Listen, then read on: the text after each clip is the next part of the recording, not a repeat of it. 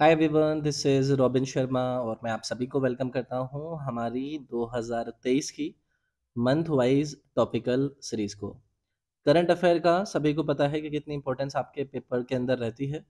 मैंने अभी तक 6-7 टॉपिक्स आपको मंथली वाइज कराए हैं आपके अप्रैल मंथ तक। अब मैं नई सीरीज़ स्टार्ट करूँगा जिसके अंदर मैं इंडेक्स, रिपोर्ट और बुक्स और उनके ऑथर से रिलेटेड जो आपकी मंथ वाइज न्यूज़ बनती हैं उसका डिस्कशन को। जनवरी मंथ का ये आपका डिस्कशन होगा।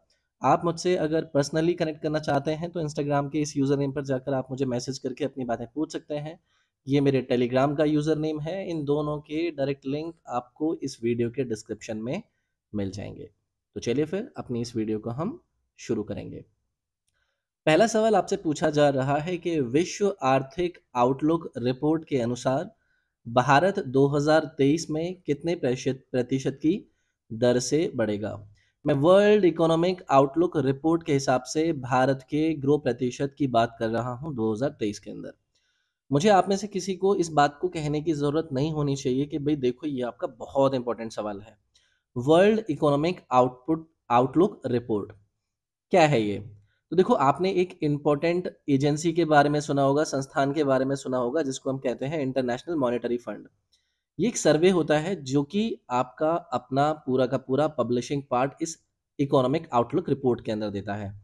जो ग्लोबल इकोनॉमिक डेवलपमेंट होते हैं आपके उस पूरे के पूरे 1 साल या फिर आपके उस पूरे फाइनेंशियल ईयर के अंदर, उस पर ये अपनी राय इसके अंदर प्रोवाइड करते हैं कि किस प्रकार से आपकी जो ग्रोइंग डिमांड है, फोरकास्ट अपडेट के अंदर क्या-क्या चीज़ें हो रही हैं, किस-किस जगह पर किस-किस प्रकार की आपको इन्वॉल्वमेंट नज़र आ रही है, उस सभी के बारे में ये आपको ब्यौरा देते हैं। सवाल का आंसर रहेगा कि 2023 के अंदर भारत की प्रतिशत ग्रोथ जो रहेगी वो रहेगी 6.1%। सभी को पता है कि यही आपके सवाल बार-बार पूछे जाते रहते हैं आपके पेपर के अंदर, ठीक है? तो आईएमएफ ने जनवरी अपडेट दी है वर्ल्ड इकोनॉमिक आउटपुट रिपोर्ट के अंदर, जिसमें इन्होंने भारत की ग्रोथ रेट के बारे में यहाँ पर प्रेडिक्शन करी। 6.1 इन्होंने कहा है कि ये इनका ग्रोथ रहेगा 2023 के अंदर और फिर 2024 के अंदर इनका इकोनॉमिक ग्रोथ और पिक करेगा और पिक करके 6.1 से पहुंचेगा 6.8%। ठीक है? तो ये आपको याद रखनी थी, चर्चा में था, इम्पोर्टेंट है। अब आईएमएफ की हमने बात कर ही ली है, तो आईएमएफ के हम एमडी के बारे में जानकारी ले लेंगे, यानी कि मैनेजिंग डायरेक्टर के बारे में बात कर लेंगे। ये है क्रिस्टलिना जॉर्जीवा, ठीक है? इनको लेकर भी सवाल आपका एसएससी पूछ चुका है। आईएमएफ का हेडक्वार्टर्स कहाँ पर है? तो सभी को पता होगा, वॉशिंगटन डीसी, यूएसए। अगर मैं आपसे बात करूं कि इसको आपका स्थापित कब करा गया था, फाउंडेशन कब रखी गई, तो दिसंबर 1945 आपको यहाँ पर याद रखना है। अच्छा सवाल था, आगे बढ़ता है।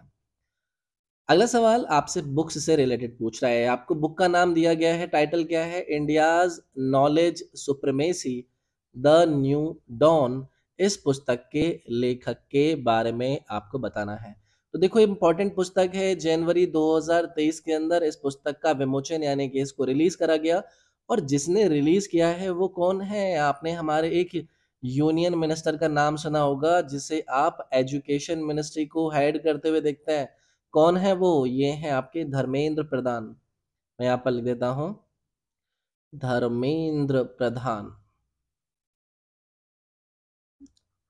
इनके द्वारा इस पुस्तक का प्रकाशन किया गया, यानी कि इन्होंने इसको लॉन्च किया है। इस पुस्तक के लेखक का नाम आपसे पूछा जा रहा था, अश्विन फर्नांडीज इनका नाम है। ठीक है, याद रखोगे। अब मैंने आपको ऑलरेडी बता दिया है कि किसने इसको लॉन्च किया है। और इस पुस्तक का जो मुख्य उद्देश्य है, यानी कि जिसके ऊपर ये पुस्तक आपकी फोकस करती है, वो है कि यार भारत की जो नॉलेज है उसकी सुप्रीमेसी, उसने किस प्रकार से आज के इमर्जिंग भारत को एक नई ट्रेंड के ऊपर अपना नाम बताया, कैसे उसको दर्शाया। जो क्वालिटी स्टैंडर्ड रैंकिंग्स है मिडिल ईस्ट के अंदर, अफ्रीका के अंदर, साउथ एशिया के अंदर, उसके अंदर हम आपको यहाँ पर मतलब इस पुस्तक के अंदर एक ब्यौरा देने की कोशिश करेगी। तो याद रखिएगा, India's knowledge supremacy the new dawn book को लिखा गया किसके द्वारा? अश्विन फर्नांडीज के द्वारा। अगला सवाल आपसे पूछ रहे हैं कि what is the rank of India in global fire power index 2023। आपने अलग अलग सूचियों को अपने पेपरों के अंदर पूछे जाते हुए देखा होगा। न्यूज़ में इसलिए था कि भारत इसमें फोर्थ नंबर पर आया है, यानी कि इंडिया रैंक्ड फोर्थ किसके अंदर? Global fire power index 2023। अब अगर मैं आपसे ग्लोबल फायर पावर की बात कर रहा हूँ, तो ये आपकी किस प्रकार की रेटिंग या फिर किस प्रकार का यहाँ पर अलग-अलग देशों को सूचीबद्ध करती है? ये रेटिंग देती है of the military forces of all countries on the planet. यहाँ पर अगर टॉप की बात करें तो यूएस इन्होंने यहाँ पर टॉप पे रखा है, इसके बाद आपका रशिया है और उसके बाद आपका चाइना है और इंडिया को इसके अंदर कौन-सी रैंकिंग मिली है? 4th रैंकिंग इसके अंदर मिली है। ठीक है? तो ये आपको याद रखना था। अच्छा सवाल था, आगे की तरफ बढ़ते हैं। अगला सवाल ये आपसे पूछ रहे हैं कि यहाँ पर आपको ये 2 स्टेटमेंट दिए गए हैं, जो कि आपको IFOAM ऑर्गेनिक्स इंटरनेशनल डेटा से संबंधित जानकारी दे रहे हैं। अब आपको बताना है इन दोनों स्टेटमेंट में से कौन-सा स्टेटमेंट सही है, दोनों सही हैं या फिर दोनों गलत हैं। पहली चीज़, मैंने यहाँ पर पहली चीज़ आपको बताना चाहूँगा कि ये IFOAM ऑर्गेनिक्स इंटरनेशनल डेटा आपसे कहता क्या है? ऑर्गेनिक्स इंटरनेशनल डेटा आपसे कहता क्या है? तो देखो एक अंतर्राष्ट्रीय लेवल पर आपको एक इम्पोर्टेंट संस्था नज़र आती है जहाँ पर लगभग 700 से ज़्यादा एफ़िलिएट्स इसके अंदर आपको ये 100 से ज़्यादा देशों को देते हुए नज़र आते हैं। अब इन्होंने यार कुछ बातें करी हैं। अभी इसके बारे में मैं आपको बाद में बताऊँगा कि इसका हेडक्वार्टर कहाँ पर है, लेकिन फ़िलहाल हम इनके स्टेटमेंट के ऊपर ध्यान देंगे कि आखिरकार ये क्या कह रहे हैं। India has emerged as one of the top 3 countries in the world where the area under organic agriculture expanded the maximum in 2023। पहला स्टेटमेंट इन्होंने आपसे क्या कहा, आई होप आप समझे होंगे। इन्होंने कहा कि भई 2020 के अंदर भारत जैविक कृषि क्षेत्र के अधिकतम विस्तार वाले दुनिया के टॉप 3 कंट्री में क्या शुमार था? तो ये आपको यहाँ पर याद रखना है कि ये बिल्कुल सही है। इन्होंने दूसरा स्टेटमेंट दिया है कि इसमें टॉप 3 के अंदर जो पहले नंबर पर रहा यानी कि टॉप जिसने किया यानी कि टॉप स्पॉट पर जो रहा, वो क्या ब्राज़ील था। तो देखो इसमें ब्राज़ील आपको नहीं नज़र आएगा, इसमें नज़र आएगा आपको अर्जेंटीना, ठीक है? तो अर्जेंटीना वाज़ फर्स्ट, यूरागो सेकंड पर था, इसलिए आपका स्टेटमेंट दूसरा हो गया गलत। भारत टॉप 3 के अंदर था, वो आपका ठीक हो गया, तो स्टेटमेंट ओनली 1 आपका यहाँ पर करेक्ट होता। ये जो IFOAM की मैं बात कर रहा था, ऑलरेडी मैंने आपको बताया कि ये आपका ऑर्गेनिक्स इंटरनेशनल एक वर्ल्ड वाइड ऑर्गेनाइजेशन है, जो कि ऑर्गेनिक्स से रिलेटेड आपके अलग-अलग प्रकार का अडॉप्शन कैसा है, फार्मिंग प्रैक्टिसेस कैसे कर रहे हैं, फार्मर्स कैसे यहाँ पर अपने आप को फैसिलिटेट कर रहे हैं, ये आपको चीज़ें बताता है। अब अगर मैं इससे आपसे इसके हेडक्वार्टर्स की बात करूँ, तो हेडक्वार्टर याद रखिएगा, बॉन जर्मनी इसका हेडक्वार्टर है। फाउंडेशन के बारे में अगर कल को आपसे पूछ लें, तो 1972 के अंदर इसको फाउंड किया गया था। अब यार ये जिसको लेकर बात कर रहे हैं कि ये ऑर्गेनिक फार्मिंग इसके बारे में सबको पता होगा। एक आपका प्रकार का कृषि होता है या फिर आप इसको एक फार्मिंग का रूप बोल सकते हैं, जहाँ पर आप सिंथेटिक फर्टिलाइज़र्स को यूज़ करना अवॉइड करते हैं। ठीक है? यहाँ पर आप ये चीज़ें आप याद रखिएगा। एक और आपसे सवाल पूछा जा सकता है कि हमारे देश का वो कौन-सा राज्य है, जो कि पहला स्टेट बना है फुली ऑर्गेनिक खेती को लेकर? तो उसमें आपको याद रखना है सिक्किम। ठीक है? तो Sikkim is the first state in the world जो कि फुली ऑर्गेनिक बना है, वर्ल्ड के अंदर याद रखिएगा, पूरे विश्व के अंदर। ठीक है? चलिए आगे आइए। अगला सवाल आपसे पूछ रहे हैं कि जनवरी 2022 में निम्नलिखित में से किस गैर सरकारी संगठन द्वारा 17वीं वार्षिक शिक्षा रिपोर्ट यानी कि असर 2022 जारी करी गई? बहुत चर्चा में रहती है, राज्यसभा के ऊपर प्रॉपरली इसके ऊपर एक डिस्कशन आया था। पहली चीज़ आपको ये बताना है कि ये जो रिपोर्ट है, ये आपका किस एनजीओ के द्वारा जारी करेगी? तो पहले आपको मैं इसका आंसर बता देता हूँ, एनजीओ प्रथम। ठीक है? पहले हमने सवाल का आंसर याद रख लिया है। तो ये आपकी 17th एनुअल एजुकेशन रिपोर्ट है। नाम है इसका असर, इसको शॉर्ट फॉर्म में हम असर कहते हैं। एनुअल एजुकेशन रिपोर्ट असर इसको हम यहाँ पर नाम प्रोवाइड करता है। इसके बाद अगर मैं इसमें बात करूँ कि ये अपनी इन रिपोर्ट्स के अंदर क्या हाइलाइट करता है, तो इनकी हाइलाइटिंग के अंदर आपको ये पता चलता है कि जो एजुकेशन के ऊपर इम्पैक्ट पड़ा आपके पैंडेमिक के दौरान, वो क्या था? क्या एनरोलमेंट रहा? 2005 से आपका ये जो असर रिपोर्ट है, हर साल अपने आप का यहाँ पर कंडक्शन कराती है। सिटीज़न लेड सर्वे होता है, लार्जेस्ट नंबर में यहाँ पर लोगों के पार्टिसिपेशन को देखा जाता है और बाकी की इसके अंदर और भी ज़्यादा जानकारी होती है कि ट्यूशन क्लासेस को अटेंड करने वाले स्टूडेंट्स के जो नंबर हैं, वो कितने बड़े हैं। यहाँ पर आप एनरोलमेंट लेवल जो है स्टूडेंट का, वो कम हुआ है या ज़्यादा हुआ है। फिलहाल हमने ये जाना कि कौन-सी एनजीओ इसको जारी करती है, एनजीओ प्रथम जारी करती है। ये सवाल आपका अच्छा रहेगा, याद रखना है, ठीक है? अगला सवाल आपसे पूछ रहे हैं कि coaching beyond my days with the Indian cricket team नामक पुस्तक के लेखक कौन है? Coaching beyond my days with Indian cricket team इस पुस्तक के लेखक के बारे में आपसे पूछा जा रहा है। तो यहाँ पर आपको नजर आएंगे R Kaushik and R Sridhar. इनके बारे में आपको याद रखना है। तो ये जो आर श्रीधर का 7 साल का कोचिंग टेन्योर रहा भारतीय क्रिकेट टीम के साथ as a fielding coach, as a fielding coach. तो इसके अंदर इसके बारे में ये देखो अपनी बातें बताते हैं। ठीक है। आर कौशिक की अगर मैं बात करूं तो आर कौशिक के द्वारा एक बड़ा नाम है, बड़ा नाम क्या है उनका? वीवीएस लक्ष्मण। उस पुस्तक को को ऑथर भी किया था आर कौशिक ने। ठीक है। और ये कुछ कुछ बातें हैं, बाकी ऑलरेडी मैंने आपको बता दिया ऐसी पुस्तकें बनती हैं। तो आर कौशिक और आर श्रीधर के द्वारा ये आपकी बुक ऑथर करी गई है, coaching beyond my days with the Indian cricket team. अगला सवाल आपसे पूछ रहे हैं कि यूरोप की कोपरनिकस क्लाइमेट चेंज सर्विस की रिपोर्ट के अनुसार रिकॉर्ड शुरू होने के बाद 2022 पृथ्वी का कौन से सबसे गर्म साल था? मैं दोबारा से पूछता हूं।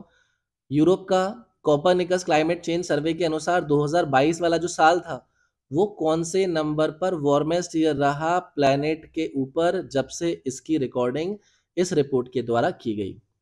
तो देखो न्यूज किस लिए थी, क्योंकि ये आपकी रिपोर्ट सामने आई थी और 2022 रहा फिफ्थ वार्मेस्ट ईयर, यानी कि यहाँ पर आपका विकल्प पहले तो आंसर हो जाएगा ऑप्शन नंबर डी। इस रिपोर्ट का नाम जरूर याद रखिएगा, कोपरनिकस क्लाइमेट चेंज सर्विस। दो ये आपका इंपॉर्टेंट रिपोर्ट है। लास्ट ईयर लास्ट 8 ईयर्स जिन्होंने कहा है वो आपके सबसे गर्म रहे हैं आज के टाइम में। और जो टेम्परेचर है वो 1.2 degree Celsius pre industrial level से ऊपर आपको आज के टाइम में देखने के लिए मिलता है। इसमें और भी कई सारी जानकारियां इन्होंने दी कि भाई जैसे यूरोप है, तो यूरोप की अगर बात करें, अगर मैं यूरोप की बात करूं तो यूरोप आपको 2022 के अंदर आज तक का सबसे गर्म साल आपको नजर आता है 2020 के अंदर। ठीक है। 2020 में से पहले हाईएस्ट टेम्परेचर वहां पर रिकॉर्ड करे गए थे, लेकिन 2022 में यूरोप में सबसे मतलब मैक्सिमम जो टेम्परेचर है वो रिकॉर्ड करा गया। इसके बाद अगर मैं यहाँ पर आपसे बात कर रहा हूँ ये क्लाइमेट चेंज सर्विसेज की, तो आपको इसमें याद रखना है 2015 का पेरिस एग्रीमेंट। ये पेरिस एग्रीमेंट याद रखने की आपको बहुत ज़्यादा ज़रूरत है, क्योंकि इसमें मोस्ट ऑफ द कंट्रीज साथ में आई थी और उन्होंने कहा था कि भाई देखो हमें प्री इंडस्ट्रियल लेवल से 2 डिग्री बिलो बिलो 2 डिग्री अब प्री इंडस्ट्रियल लेवल से लेकर जाने की कोशिश करनी है। 1.5 यानी कि 1.5 रहेगा तो वो भी चलेगा। तो फिलहाल आपको याद रखना है कि 2022 जब से ये रिपोर्ट सामने आनी शुरू हुई है, 5वें नंबर का 2022 गर्म साल रहा। अगला सवाल आपसे पूछ रहे हैं कि जनवरी 2023 में किसने अपनी नई पुस्तक revolutionaries the other story of how India won it's freedom का विमोचन किया? इंपॉर्टेंट बुक है, इसके नाम ही आपसे कह रहा है कि भैया इंपॉर्टेंट है। तो एक बहुत बड़े अर्थशास्त्री और एक बहुत मुख्य इतिहासकार आपको नजर आते हैं जिनका नाम क्या है? संजीव सान्याल। आपने देखा होगा कई जगह पर ये आते रहते हैं। इनके द्वारा एक मुख्य अपनी पुस्तक का विमोचन किया गया। नाम क्या है इसका? Revolutionaries the other story of how India won it's freedom का विमोचन किया गया। ये जो हमारे देश के अंदर आपको रेवोल्यूशनरी मूवमेंट्स देखने के लिए मिलते हैं, भारत की आज़ादी के लिए जो इंडियन इंडिपेंडेंस को लेकर स्ट्रगल करे गए, उसके बारे में ये प्रकाश डालते हैं।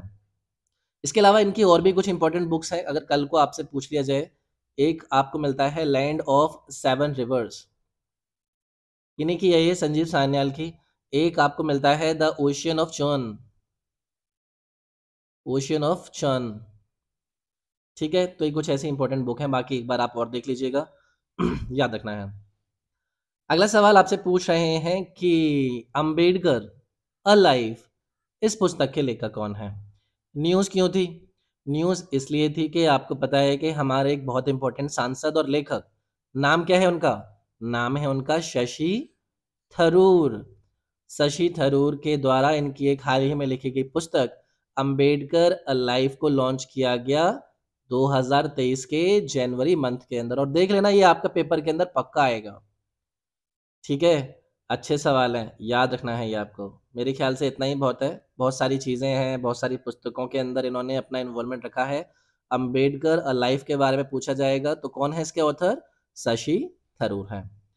और ये है आपका जनवरी 2023 2023 के आपके इंडेक्स, रिपोर्ट और बुक्स एंड ऑथर से रिलेटेड अंतिम सवाल, अनजान साक्षी इनमें से किसकी आत्मकथा है? Anjaan Sakshi is the autobiography of which of the following these option.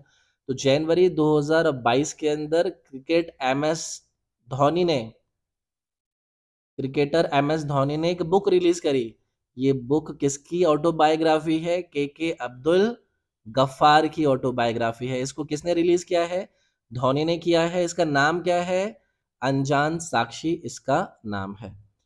तो यहाँ पर एक बड़े एक आपने जर्नलिस्ट का नाम सुना होगा, शैफी शैफी करके, उन्होंने इसको इंट्रोड्यूस किया था, प्रोफेसर गफ्फार की जर्नी, और उन्होंने कैसे एजुकेटर्स और स्टूडेंट्स के टाइम को लेकर अपना चेंज किया, अलग अलग कॉलेजेस के अंदर उनका किस प्रकार से योगदान रहा, ये इसके अंदर चर्चाएं थी, यहाँ पर बात करी गई।